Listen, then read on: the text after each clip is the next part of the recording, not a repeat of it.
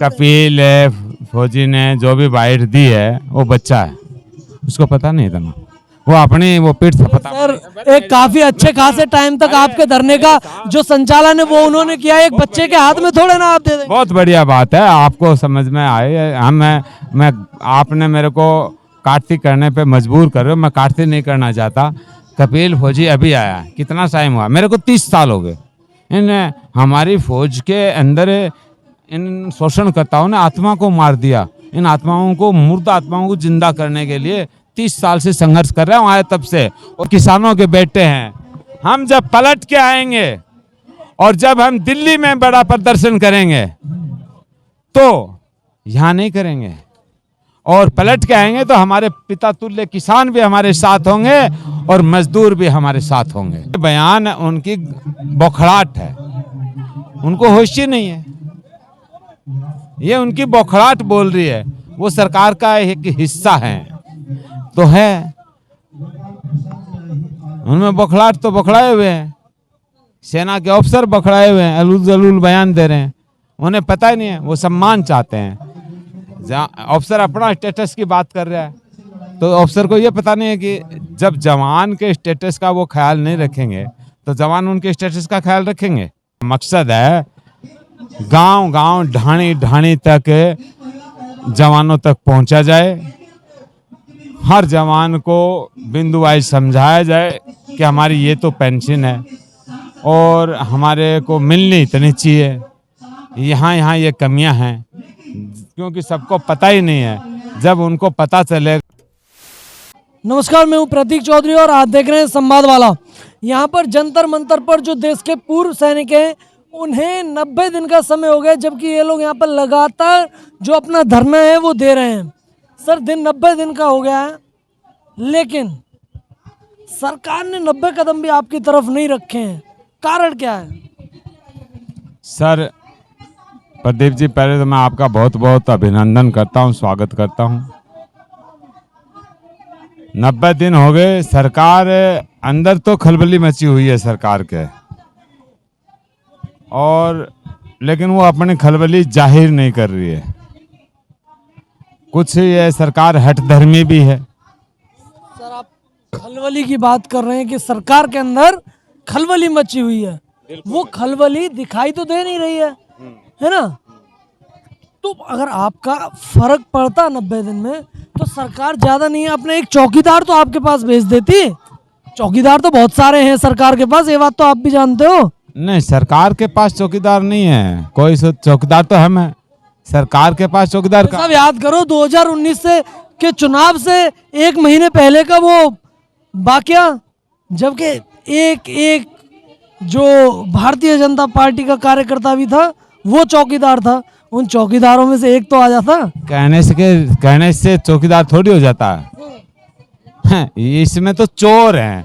अब चोर क्या है, जैसे चोर चोरी करके भगता है तो पब्लिक उसके पीछे होती है ना, तो वो भी कहीं झांसा अंधेरे में छुप करके उसी पब्लिक में मिल करके आवाज लगाता है, चोर चोर चोर चोर चोर। ये चौकीदार नहीं है, ये चौकीदारों के साथ में आवाज मिला दी, चौकीदार चौकीदार, मैं भी चौकीदार, मैं भी। ये धोखा देने वाले चोर हैं ये चौकीदार नहीं है। चौकीदार तो हम वर्दी में बैठे हैं, एक खाकी वर्दी में, एक ग्रीन वर्दी में, हम है चौकीदार। तो ये चौकीदार कहाँ से आ गए? अच्छा चलिए, खैर हम आते हैं आप वापस से आपके अपने मुद्दे पर। जो वन रैंक वन पेंशन का है, जिसको लेकर यहाँ पर आप बैठे हुए हैं। आप ये कह रहे थे कि सरकार के अंदर जो खलबली है वो मची हुई है ना? खलबली मची हुई है तो सरकार ने अपने एक भी नुमाइंदा आपके पास क्यों नहीं भेजा? नुमाइंदा नहीं भेजा, लेकिन इस सरकार व्यक्ति विशेष, एक तो ये तो है नहीं कि ये एक व्यक्ति है। चुनाव जीत करके जो सांसद गए, जिसके ज्यादा हुए, वो ज्यादा ने एक होकर के सरकार बना ली। वो सांसद, जब हमें सांसदों के पास में ज्ञापन देने के लिए गए तो आपने वीके सिंह जी का ज्ञापन सुना होगा कि 94% है वो जवानों को मिलता है, 6% अफसरों को मिलता है। 6% अफसरों को मिलता है और 94% है वो जवान जैसे को मिलता है। तो वहाँ भी गड़बड़ है। क्यों अफसर 3% है तो वो 6 क्यों ले रहे हैं? वो कम है। सर मैं बताता हूँ उसके पीछे कारण है ना, मैं बता उसके देता पीछे कारण है। अरे साहब उनकी जब सैलरी ज्यादा है ना, पहले बेसिक पे ज्यादा है, तो उसके हिसाब से पेंशन बनेगी। तो साहब आदमी तो कम है ना, आदमी तो कम है ना, हम संख्या बड़ में ज्यादा हैं, हम 97% तो है, 97% को नहीं तो 97% है।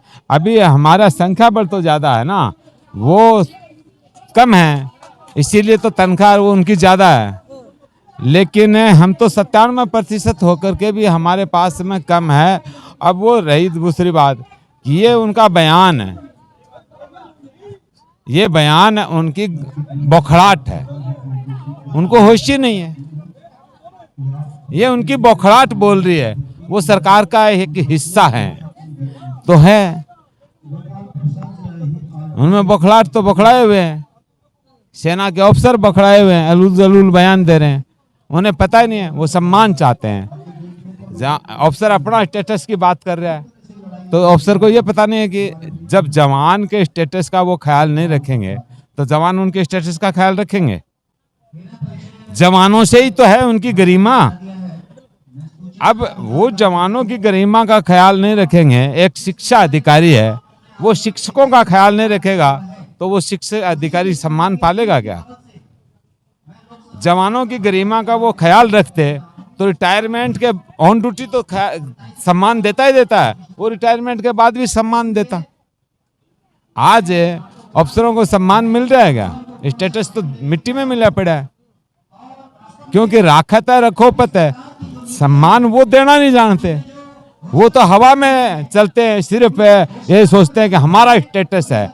तो उनको ये देखना चाहिए कि हमारे जवान का स्टेटस होगा, हम जवानों को यह ख्याल रखेंगे हमारा जवान को अच्छी से अच्छी सुविधा मिले, उसकी गरिमा के अनुसार उसका सम्मान हो, तो वो जवान भी उनका सम्मान करेगा। आज हमारा जवान का बेसिक पे स्टार्टिंग ज़्यादा है, लेकिन पेंशन हमारे जवान की सबसे कम है। अभी 4th ग्रेड से नीचे 5 ग्रेड तो है ही नहीं, 4 ग्रेड ही है, और सेना में अक्स भाई 2 ही छोड़े, लेकिन हमारी पेंशन है 4th ग्रेड के कर्मचारी से नीचे है। पहले होती थी ABCDEF। 30 तारीख की आपकी एक कॉल है जो कि आपने दी हुई है, क्या उम्मीद है कि कितनी संख्या में जो जवान हैं वो इकट्ठे होंगे?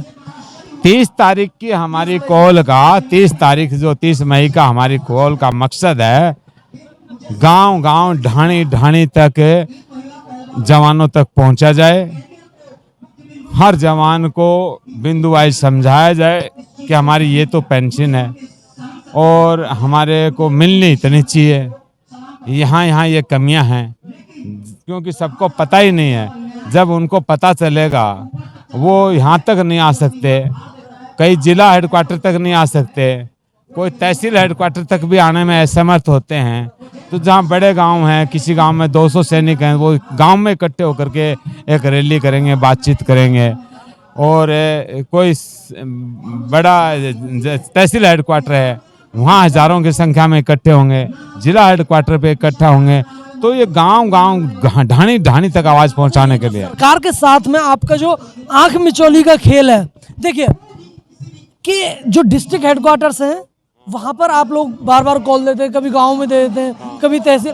जब आपने डिस्ट्रिक्ट हेडक्वार्टर्स में दिया था मैंने तभी कहा था कि अगला नंबर तहसीलदार का है, अगली बार तहसीलदार को ज्ञापन सौंपेंगे, है ना? मैंने यही बोला था उस टाइम पर, रिकॉर्डेड है, चैनल पर डला हुआ है, वो आप देख सकते हैं, है ना? तो ये कब तक आग में चोली खेल चलता रहेगा कि सिर्फ और सिर्फ वहीं की बातें हैं कि डिस्ट्रिक्ट में घूम फिर के हमें डिस्ट्रिक्ट में करना? अरे सर डिस्ट्रिक्ट से बाहर निकलो ना, अगर आप बड़े लेवल पर करना चाहते हैं। मैं आपको एक बात बता दूं साहब, हमारी योजनाएं सुचारू रूप से चलेंगी, क्योंकि हम युद्ध के रण क्षेत्र के है ना, हम खिलाड़ी हैं। हम एक बार इसको नीचे ले जा रहे हैं, अब गांव तक ले जाएंगे 30 तारीख को, और फिर हम लाएंगे, वो वापस पलट के आएंगे तो हम तमाम जितनी भी राजधानी हैं स्टेटों में, हर राजधानी के ऊपर हम बड़ा प्रदर्शन करेंगे एक ही दिन टोटल राजधानी, चाहे वो उत्तर प्रदेश के लखनऊ हो, चाहे राजस्थान का जयपुर हो, चाहे हरियाणा पंजाब का चंडीगढ़ हो, हम वहाँ करेंगे, फिर पलट के आएंगे। अब हम पहले नीचे जा रहे हैं, नीचे सब तक आवाज चली जाएगी। अब फिर हम पलट के आएंगे, राजधानियों में करेंगे और फिर राजधानी से हम सीधा का सीधा। कि लगातार 3 कॉलें हुई, तीनों की तीनों डिस्ट्रिक्ट में। अब आप बोल रहे हैं हम डिस्ट्रिक्ट से नीचे जा रहे हैं फिर हम ऊपर आएंगे। अरे सर, इस तरीके से तो आपको जिंदगी निकल जाएगी यहाँ पर बैठे। जिंदे ऐसा है, किसान कितने दिन बैठे रहे? 800 किसानों के पास में जनसंख्या थी, आपके पास में सर 10 12 15 20 50 60 इतने लोग आगे बैठ जाते। इतने उससे काम नहीं होता। ये सांकेतिक धरना है। अरे सर, सांकेतिक आपकी सांकेतिक धरने का फर्क सरकार पे तो नहीं पड़ रहा है। आप देखना, हम किसानों के बेटे हैं। हम जब पलट के आएंगे और जब हम दिल्ली में बड़ा प्रदर्शन करेंगे तो यहाँ नहीं करेंगे, और पलट के आएंगे तो हमारे पिता तुल्य किसान भी हमारे साथ होंगे और मजदूर भी हमारे साथ होंगे। हम पूरे ताकत के साथ आएंगे, हम अपने पिता तुल्य किसान के साथ आएंगे।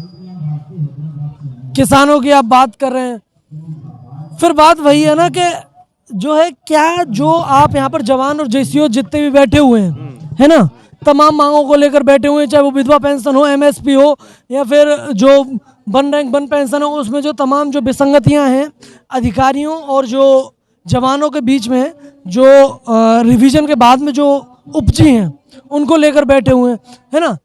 जब आप एक किसान की बात करते हैं, है ना, अब किसान में क्या है, हर तरीके के किसान है, उसे क्या पता है कि आप लोगों की क्या मांगे हैं, क्या वो है, कैसे समझाओगे किसान को? आप किसान को साथ लाने की तो बात कर रहे हैं। अब मैं बात इसलिए कर रहा हूँ कि हम ही जवान हैं, हम ही किसान हैं, हम रिटायरमेंट के बाद खेती भी करते हैं, तो आपको किसानों में आधे से ज्यादा सैनिक मिलेंगे जो खेती करते हैं।